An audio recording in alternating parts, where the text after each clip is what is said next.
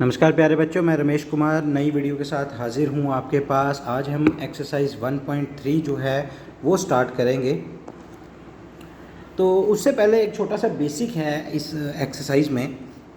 बाकी बेसिक तो वही पिछले रहेंगे, 1 ऑन 2 फंक्शन जो भी था। आई होप वो आपको क्लियर हो गया होगा।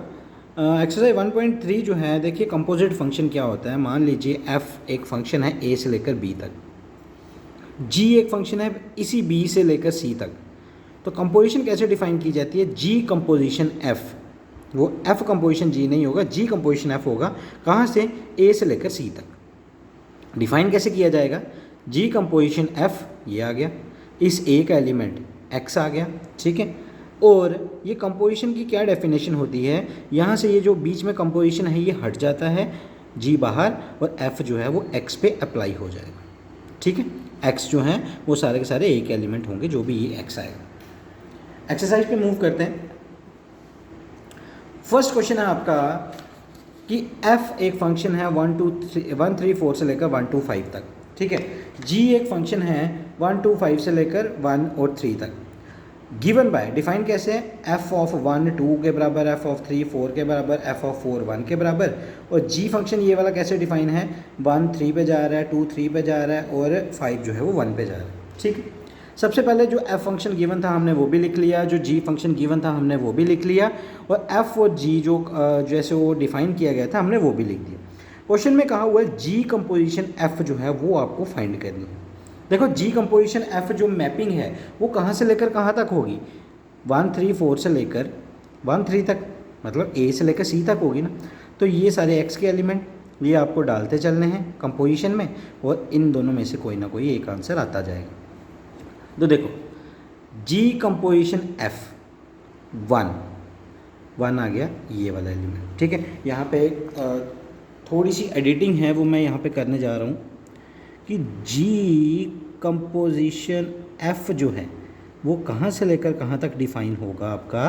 1 3 4 से लेकर 1 और 3 तक डिफाइन होगा, ठीक है। तो इसके आगे जब आगे हमने करना है, अब जी कंपोजिशन एफ में पहले 1 डालेंगे, फिर जी कंपोजिशन एफ में 3 डालेंगे, फिर जी कंपोजिशन एफ में 4 डालेंगे, ठीक है। और इन्हीं दोनों में आंसर आना चाहिए। कंपोजिशन की डेफिनेशन क्या थी? जी बाहर रहेगा, एफ 1 पे अप्लाई हो जाएगा, जी अगेन बाहर, एफ ऑफ 1 जो है वो 2 के बराबर था, 1 2 पे जा रहा है ना, तो ये एफ ऑफ 1 की जगह 2 आ गया। अब जी 2 किसके बराबर है? क्वेश्चन पे आ जाओ। जी का 2 3 पे जा रहा है, तो आंसर इज 3। तो देखो इसी सेट में से आंसर मिला हमें, यहाँ पे रीज़न भी लिखा हुआ है। आगे जी कंपोजिशन एफ 3 ये आ गया आपका 3, तो एफ 3 पे अप्लाई होगा। एफ ऑफ 3 क्या था? 5 के बराबर, ये आ गया 5। और जी ऑफ 5 क्या था? जी ऑफ 5 1 के बराबर, ये 1 के बराबर। सिमिलरली ये लास्ट, तो आपके पास क्या आ गया? जी कंपोजिशन एफ जो है 1 3 पे गया, 3 1 पे गया, और 4 3 पे गया, वो हमने यहाँ पे लिख दिया। आई होप ये क्लियर हो गया होगा। अगले क्वेश्चन पे मूव करते हैं, question number 2। F G H functions हैं, तीनों आर से लेकर आर तक डिफाइन है। आपको बोला गया है एफ प्लस जी की कंपोजिशन अगर एच के साथ करें तो वो एच जो है एफ के साथ भी कंपोजिशन करेगा, एच जी के साथ भी कंपोजिशन करेगा। और नेक्स्ट सेकंड पार्ट कि अगर प्लस की जगह मल्टीप्लाई हो तो इन दोनों के बीच में भी प्लस की जगह मल्टीप्लाई आ जाएगी। सबसे पहले हम फर्स्ट पार्ट लेते हैं। हमने कहा टू प्रूव, हमें ये जो फर्स्ट पार्ट करना है वो ले लिया, तो लेफ्ट हैंड साइड सबसे पहले कंसीडर कर लिया। देखिए कंपोजिशन जब भी आपको सॉल्व करनी है एक्स, तो आपको एलिमेंट लेना ही पड़ेगा। तो कंपोजिशन की डेफिनेशन क्या थी कि कंपोजिशन हट जाता है, ये वाला एलिमेंट एक्स पे अप्लाई हो जाता है, तो एच एक्स पे अप्लाई हो गया। अब by multiplication rule H X जो है वो एफ के साथ भी अप्लाई होगा, एच एक्स जी के साथ भी अप्लाई होगा। अब कंपोजिशन की उल्टी डेफिनेशन, एच अगर एक्स पे अप्लाई हो रहा है तो अगर एच को सेपरेट करना हो एक्स के साथ तो वो कंपोजिशन में आ जाएगा। सिमिलरली जी जो है एच के साथ कंपोजिशन में आ जाएगा।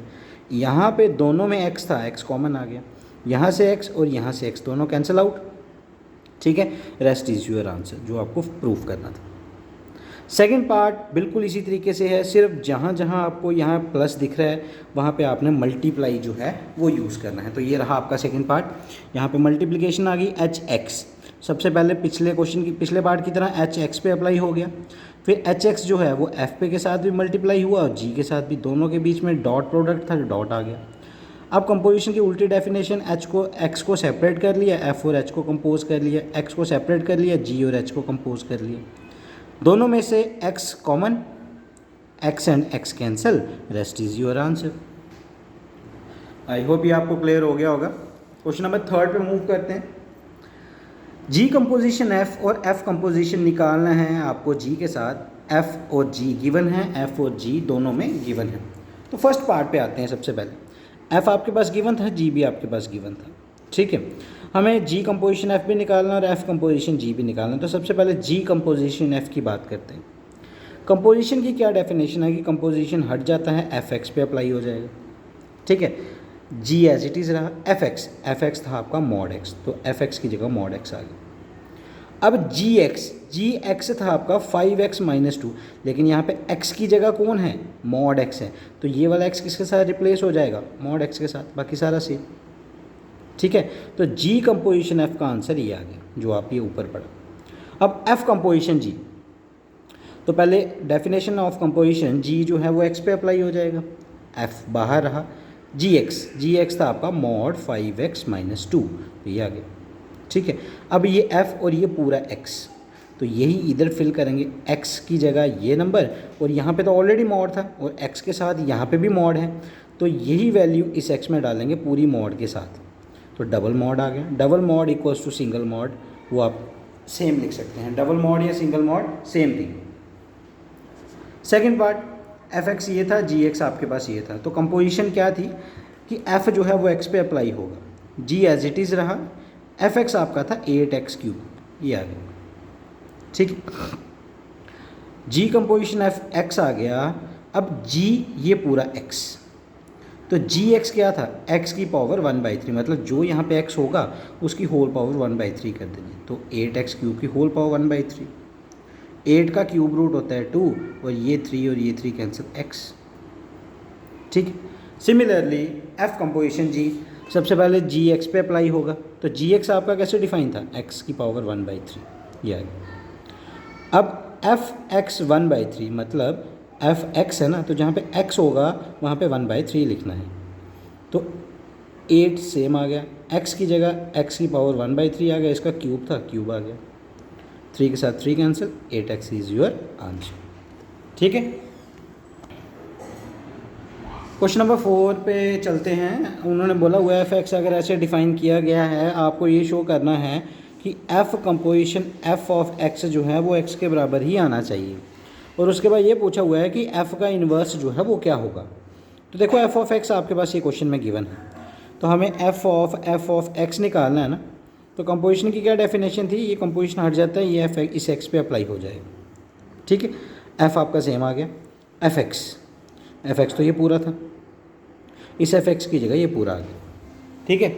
अब ये एफ और ये पूरा एक्स, तो ये एफ और ये एक्स, अब जहाँ जहाँ एक्स है इस एक्स की जगह भी ये पूरा नंबर आ गया, तो इन दोनों एक्स की जगह भी तो ये पूरा नंबर आना चाहिए, ठीक है, क्योंकि एफ ऑफ एक्स है ये, तो 4 आपका सेम आ गया, इस एक्स की जगह ये पूरा नंबर आ गया, +3 आपका सेम, होल डिवाइडेड बाय 6 आपका सेम आ गया, एक्स की जगह अगेन ये पूरा नंबर और -4। अब कैलकुलेशन है, एलसीएम लेना है, इसको यहाँ पे क्रॉस मल्टीप्लाई, इसको यहाँ पे 4 को दोनों के साथ मल्टीप्लाई, 6 को दोनों के साथ मल्टीप्लाई, तो जब आप कैलकुलेशन परफॉर्म करेंगे तो आंसर कुछ इस तरीके से आएगा,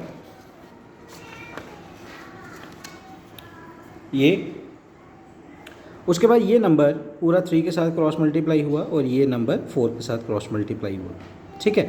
डिनोमिनेटर कैंसिल, 12 के साथ 12 कैंसिल, 24 के साथ 24 कैंसिल, ठीक है।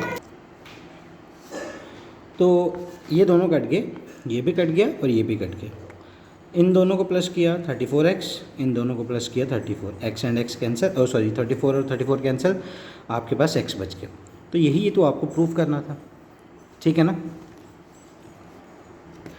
अब उसके बाद f of F X is equal to X के बराबर आ गया, तो x और x अगर यहाँ से भी कट जाए तो यहाँ पे आइडेंटिटी बच जाएगा।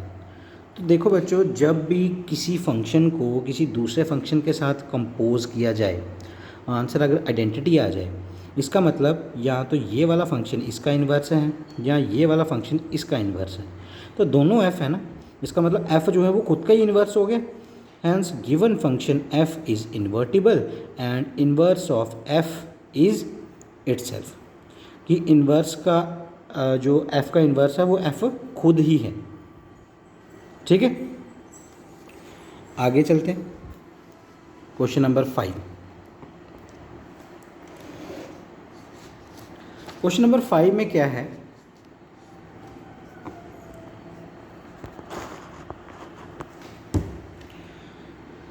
State the reason whether the following have inverses. देखो कोई भी फंक्शन का इन्वर्स तभी एग्जिस्ट करेगा अगर वो फंक्शन 1 भी होगा और ऑन टू भी होगा। 1 मैंने आपको बताया था कि यहाँ पे एक फंक्शन है, यहाँ पे एक फंक्शन है, 1 2 3 4 5 और 6। अगर यहाँ के सारे एलिमेंट्स की इमेजेस हैं तो यहाँ के भी एलिमेंट्स की इमेजेस पीछे आपको मिलनी चाहिए। ऐसा कभी नहीं होना चाहिए कि इधर 1 2 3 है, इधर 3 4 5 है, 1 की इमेज 3 भी है, 1 की इमेज 4 भी, ऐसा कभी नहीं होगा। तो यहाँ पे देखते हैं ज़रा। पहला पार्ट ये आ गया कि f 1 2 3 4 से लेकर 10 तक फंक्शन कैसे डिफाइन है, f of 1 ये 2 3 एंड 4। ठीक है, आप यहाँ पे देख सकते हैं 1 की इमेज भी 10 है, 2 की भी 10 है, 3 की भी 10 है, 4 की भी 10 है। तो ये तो मैनी 1 हो गया ना, कि मैनी फंक्शन हैव 1 इमेज। कहता we see that many elements have same images. इसका मतलब f ऑफ मैनी 1 बन गया। 1 1 तो हुआ ही नहीं, हमें 1 1 और ऑन टू चाहिए, तो इसका इन्वर्स एग्जिस्ट नहीं करेगा। यहाँ पे भी आप देख सकते हैं इस वाले नंबर को और इस नंबर को, 5 की इमेज 4 है, 7 की इमेज भी 4 है, तो ये भी जो है 1 1 नहीं है, ये भी मैनी 1 है, इसका भी इन्वर्स एग्जिस्ट नहीं करेगा। यहाँ पे आप देख सकते हो 2 की 7, 3 की 9, 4 की 11, 5 की 13 इमेज। तो सभी एलिमेंट्स की इमेज जो है वो अलग है। कहता है पहले वाले सेट में जितने भी एलिमेंट हैं उनकी डिस्टिंक्ट इमेजेस हैं दूसरे वाले सेट में, और दूसरे वाले सेट में जितने भी एलिमेंट हैं 7 9 11 13 इनकी प्री इमेज पहले सेट में है, वो भी डिस्टिंक्ट हैं। इसका मतलब इनका इन्वर्स जो है वो एग्जिस्ट ज़रूर करेगा। ठीक है, थैंक यू।